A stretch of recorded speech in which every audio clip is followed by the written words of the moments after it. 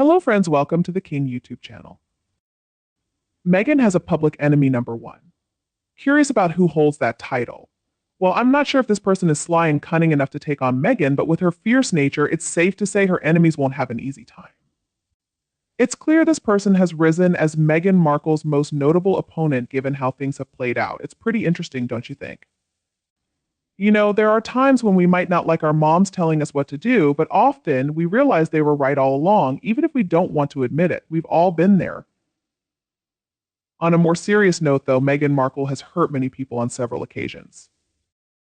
Here's an example when Princess Catherine attends a charity event that truly deserves attention.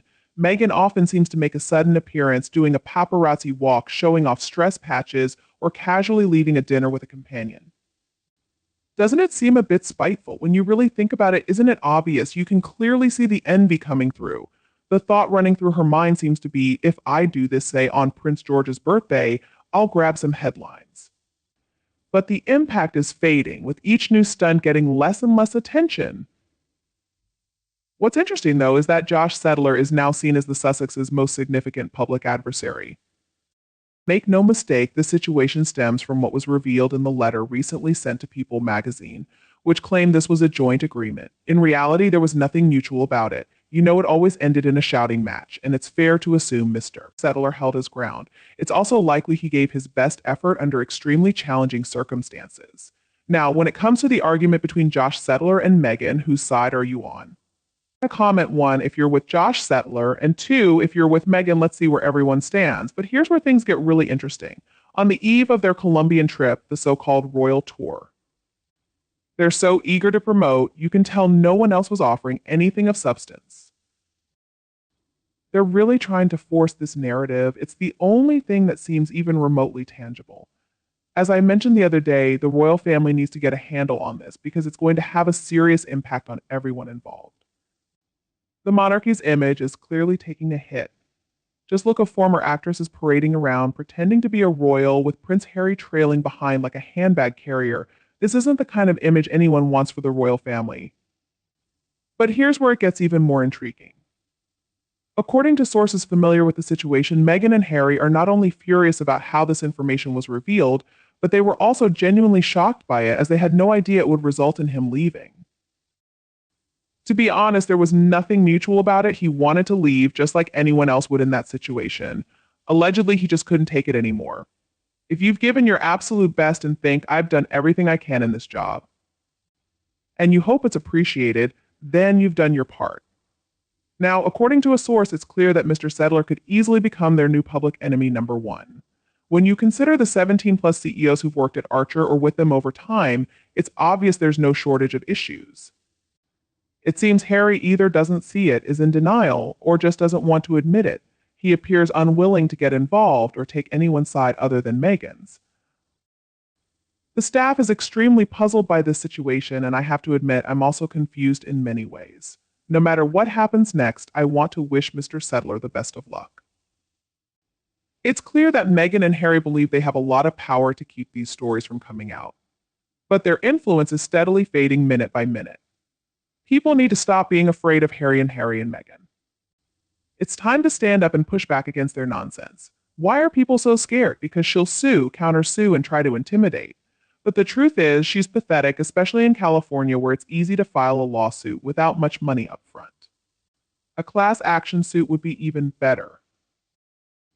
That's why they act the way they do. People have always let them have their way after they throw a tantrum. Honestly, Harry and Meghan get away with far too much, and I'm tired of it. It would help if the British establishment issued a clear disclaimer stating that they are not working royals and do not represent the monarchy or the country in any way.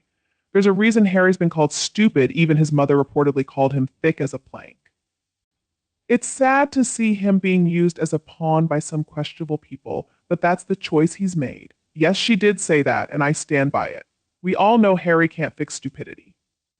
The Queen Mother, Harry's great-grandmother, left him more money in her inheritance, set to come on his 40th birthday, than she did to William because Diana, the Queen, and the Queen Mother all knew Harry would need extra help in life due to his lack of sharpness. Even as an adult, Meghan will likely dismiss that idea. His aunt, Princess Anne, pushed the inheritance back to age 45, with her as the trustee of the money. Just think about his poor school leaving qualifications, one of which was even officially contested because it was claimed he had help from his tutor with the written part. Compare that to his brother's academic achievements.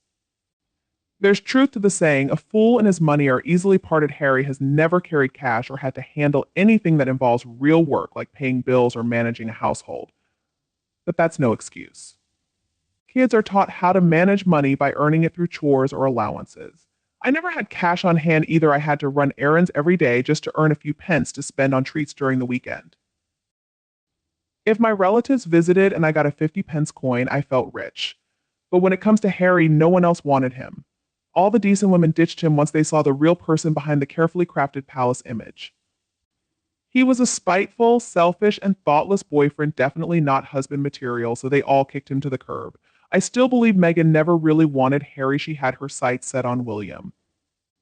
William was smart enough to avoid her, so she settled for Harry out of spite. She's obsessed with William and even admitted to hating Harry. But she swallowed her disgust to get her hands on the money, jewelry, and that royal title. Meghan's a hustler, no doubt about it. And let's not forget to congratulate Harry and Meghan's New York taxi driver for going that extra mile to catch up with the paparazzi. As for Josh Settler, no one blames him. He's protecting his mental health and professional integrity. Remember, Harry once said, if your job is too stressful, quit. People putting their happiness first should be celebrated. But those were just empty words. It's about time someone spoke the truth about how Meghan treats people. Josh should stand his ground. Even if he has an NDA, he could follow Meghan's own tactic, leak the information indirectly by letting someone else put it out there. Her own strategies are starting to backfire. Go get them, Josh. Anyway, Meghan and Harry have been in this together from the start. Harry may be naive, selfish, or struggling with his own issues, but his loyalty is with Meghan. If he turns his back on her, he's also turning his back on all the plans they've made together from the beginning. He knows exactly what Meghan is like, but he's in too deep to back out now. 100 thumbs up, he's right in every way. Just because Meghan turns against him doesn't mean he's suddenly an innocent, naive teenager. He's just as culpable, though maybe a bit less savvy. It's quite possible they were planning their exit long before they got married. They may have surprised the family, but this was part of their plan from the start. They chose the right moment and the right conditions. Now it's time for those who were silenced under their rule to step forward, reclaim their voices, and reveal the truth. Non-disclosure agreements might protect some secrets, but they shouldn't be used to hide the emotional and verbal abuse that has taken place. This is a call for justice, a rallying cry for those who have suffered to come together, share their stories, and shed light on the darkness that has been hidden for too long. It's time to break the silence, unite in solidarity, and ensure the world hears what really happened behind closed doors. It's not just about setting the record straight, it's about holding those responsible accountable.